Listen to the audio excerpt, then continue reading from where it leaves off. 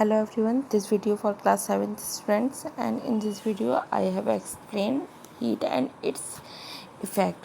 Now we started. When you stand in the sunlight or sit near the fire, you feel hot. You feel hot. When when you touch a piece of ice, you feel cold. When you dip your finger in a warm water, you feel warm.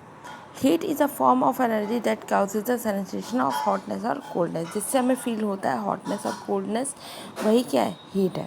देखिए, heat can not be seen by us, we feel the heat by the temperature effect it produces when heat is given to a substance. देखिए, on the other hand, when heat is taken out of the substance, in its temperature decrease and it's become cold. Heat is measured in joule और calorie. Joule और calorie में heat को क्या किया जाता है, measure किया जाता है. एसआई यूनिट ऑफ हीट होती है joule. 1 kilo joule is equals to 1000 joule and 1 kilo calorie is equals to 1000 calorie. 1 calorie equals to होता है 4.184 joule. Do you know that can be converted from one form to another? Various form of energy can be converted into heat energy or vice versa. For example, when you rub your hands together, your hands become warm. तो हम अपने hands को क्या करते हैं, रब करते हैं, तो कुछ टाइम बाद हमारे हैंड्स क्या होते हैं, वार्म हो जाते हैं. How does it happen? ये कैसे होता है? It happens because the mechanical energy has converted into heat energy. जो हमारे अंदर मैकेनिकल एनर्जी होती है वो किस में कन्वर्टेड होती है, हीट एनर्जी में कन्वर्टेड हो जाती है. और देखिए, heat of burning coal was use to move steam engine. Heat कहाँ पर यूज़ की जाती है, बर्निंग कोल को जलाया जाता है और वहाँ पर क्या होता है, स्टीम इंजन क्या करता है, मूव करता है. Second, heat of burning coal is use to produce electricity in thermal power stations. Thermal power station में भी हीट का क्या करता है, कोल को बर्न करके हीट का यूज़ किया जाता है इलेक्ट्रिसिटी को प्रोड्यूस करने में. Heat produce by burning petrol. Petrol को जब पेट्रोल बर्न होता है तभी क्या होता है, जो हमारे ऑपरेटर्स होते हैं इंजन ऑफ अ कार या किसी और चीज़ के जो इंजन्स होते हैं उन्हें क्या किया जाता है, ऑपरेट किया जाता है. ठीक है. Now next, hot and cold. We know that the some object are hotter and some are the colder. ठीक है, तो हम इसमें कैसे इसको फील कर सकते हैं. देखिए, ये एक एक्टिविटी दे रखी है, इसको आप अपने घर में करके देखिएगा. ठीक है, इसमें 3 बॉल्स दिए हैं और तीनों बॉल्स में एक में कोल्डर, एक में हॉटर, बहुत ही ज़्यादा हॉटर, और एक में वार्म वाटर को लिया गया है. ठीक है, फिर इसमें तीनों में अपने हैंड्स को इन्होंने डिप किया है और उसके बाद फील किया है इन्हें कैसा लगता है कौन से वाटर में डिप करने के बाद. ठीक है. नाउ देखिए, temperature. We have just discuss that the hotness or coldness of an object is relative. We can measure the degree of hotness or coldness by comparing it with a standard unit that we all agree upon. The degree of hotness or coldness, जो degree होती है hotness और coldness की, यानी तो उसे हम क्या कह सकते हैं, of a object on some chosen scale is called a temperature. एक स्केल होता है जिस पर हमें पता लगता है कि हाँ इतना तक हॉटनेस है और इतने तक क्या है, कोल्डनेस है. तो वही स्केल क्या होता है, टेम्परेचर होता है. यूनिट ऑफ टेम्परेचर, टेम्परेचर की जो यूनिट होती है वो केल्विन होती है.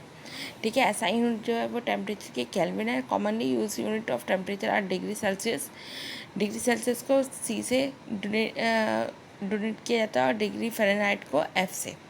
थर्मामीटर, आप देखिए, थर्मामीटर देखते हैं हम कितने टाइप्स के होते हैं. थर्मामीटर हमारे 2 टाइप्स के होते हैं, अभी हम देखेंगे. पहले जानते हैं थर्मामीटर क्या होता है. Thermometer of an object body is measure by the using of device called a thermometer.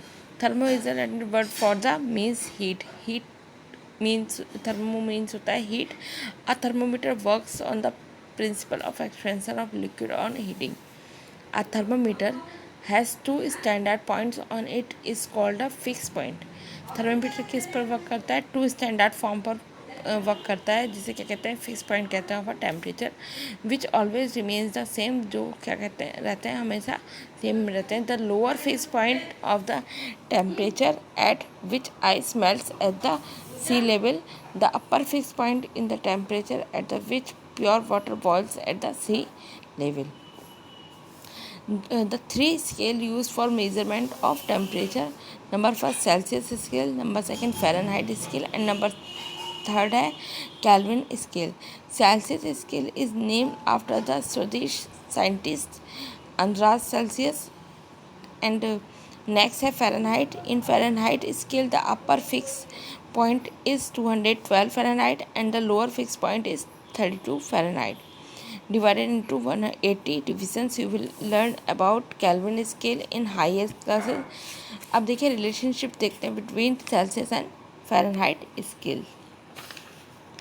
C upon 100 equals to F minus 32 upon 180. इसको इस टाइप से, या फिर C upon 5 equals to F minus 32 upon 9, इस type से भी क्या कर सकते हैं हम, इन दोनों फार्मूलाज को राइट कर सकते हैं. C इक्वल्स टू होता है temperature in Celsius and F equals to होता है temperature in Fahrenheit.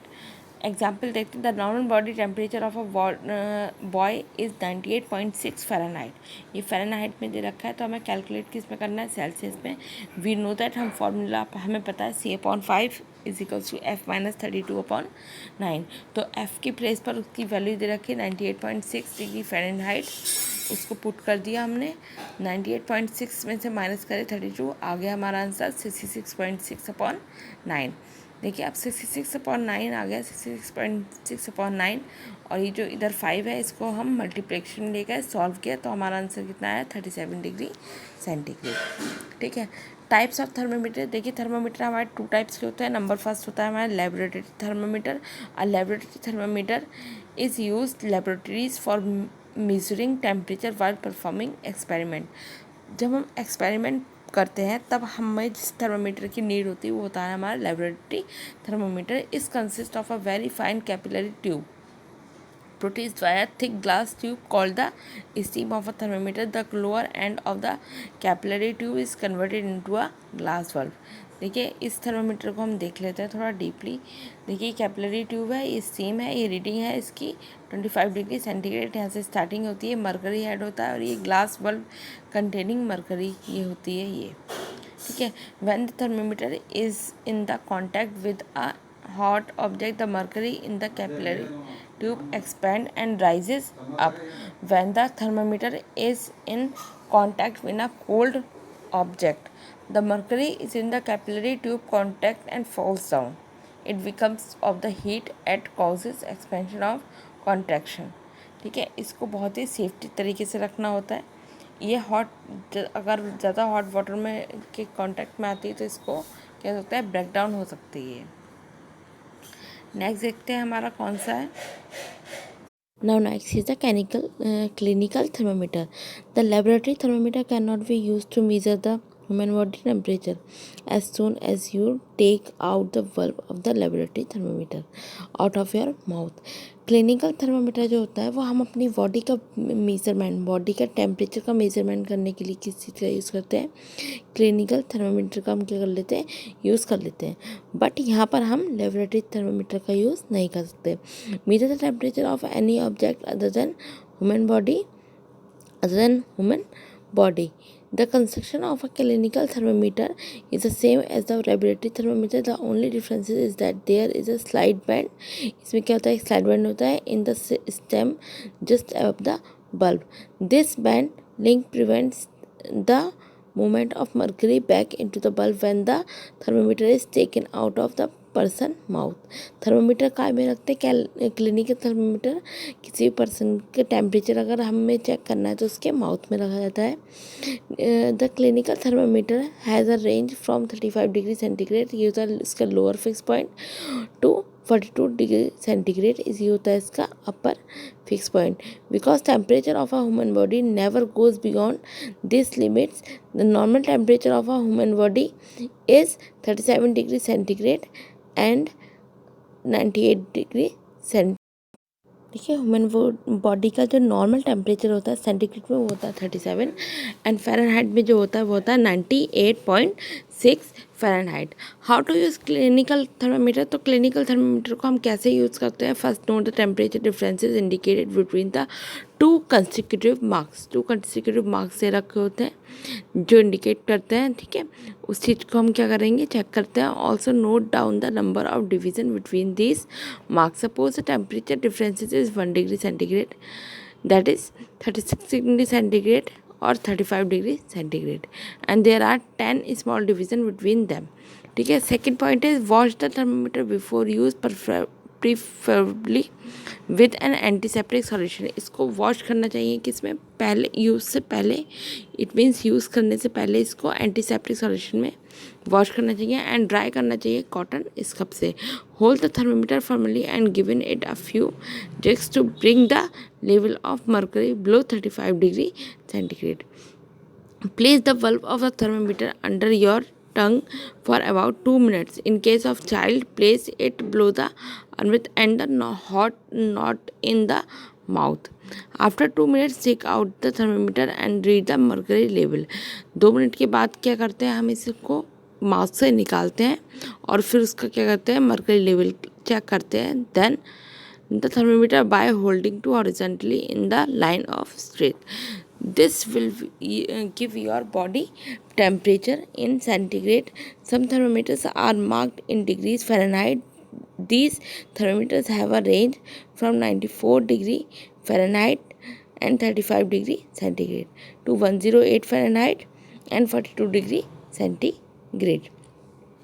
Precautions to be observed while reading a thermometer. Their thermometer should always be washed before and after use. हमें इसको use करने से पहले और बाद में दोनों टाइम में क्या करना चाहिए, वॉश करना चाहिए। Read the thermometer by holding in horizontal so as to keep the level of mercury along the line of sight. Handle the thermometer with care. If it hits against some hard object, it can be break. ये easily break हो सकता है अगर ये किसी चीज़ से, hard चीज़ से क्या हो जाए, टच हो जाए या हिट हो जाए। Don't hold the thermometer by the bulb while reading it. देर के साइड से इसका बल्ब होता है, उस साइड से उसे होल्ड नहीं करना होता। Do not dip the thermometer in boiling water as it will break the bulb. अगर आप इससे ज़्यादा बॉइल वाटर में क्या करेंगे, डिप करेंगे, तो इसका बल्ब क्या हो जाएगा, ब्रेक हो जाएगा। Now next topic is effect of heat. Heat के effect.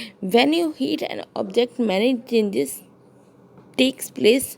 To understand this, let us do a simple activity. Take a vessel and put a few pieces of a raw vegetables into it. ठीक है, हम कुछ vegetables के pieces लेते हैं। Fill the vessels up the brim with water and close it tightly with a lid. Heat the vessels till water start boiling. हम क्या करेंगे, इसे उबालना स्टार्ट करते हैं। व्हाट डू यू ऑब्जर्व, हम क्या ऑब्जर्व करते हैं, you observe that the water becomes hot. Water क्या हो चुका है, बहुत ही हॉट हो चुका है। As the water heats up further, और वो क्या हो रहा है, थोड़ा थोड़ा ऊपर को अप कर रहा है। वीकेंस टू ओवरफ्लो हो रहा है।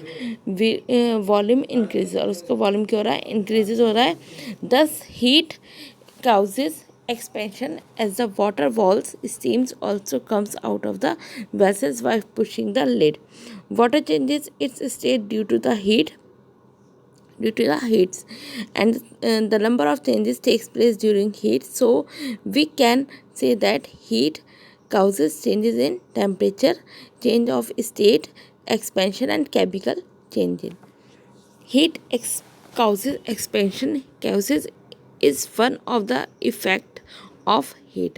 All the substance, whether solid, liquid or gas, expand on heating and contact on cooling.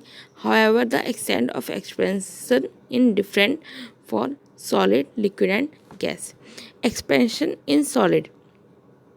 The molecules in solid are closely packed. जो सॉलिड के मॉलिक्यूल्स होते हैं वो क्या होते हैं, बहुत ही क्लोजली पैक्ड होते हैं, बहुत ही ज़्यादा, और उनके बिटवीन जो डिफरेंस होता है वो बहुत ही कम होता है। उस डिफरेंस को हम क्या कहते हैं, इंटरमॉलिक्यूलर स्पेस बोलते हैं। Intermolecular space is almost negligible in solid. Solid में क्या होता है, बिल्कुल निजिबल होता है, इट मीन्स बहुत ही कम होता है, बहुत ही कम होता है। और heating a solid molecules start vibrating. जब हम सॉलिड्स को हीट करते हैं तो उसके मॉलिक्यूल्स क्या होते हैं, वाइब्रेट करना स्टार्ट होते हैं। As a result intermolecular space increase. Intermolecular space क्या होता है, थोड़ा सा इंक्रीज होता है. The space occupied by the molecules increases, volume of the solid increases. In simple word, solid expand on heating. Solid क्या होता है? एक्सपेंड होता है कब? जब उसको हीट किया जाता है.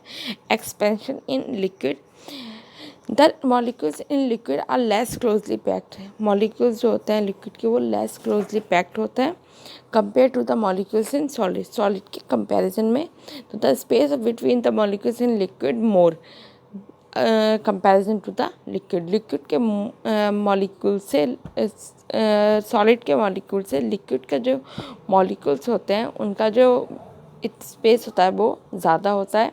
The molecules are at some distance away from each other. The force of attraction is not so strong. Force of attraction होता है वो भी ज़्यादा स्ट्रॉन्ग नहीं होता है.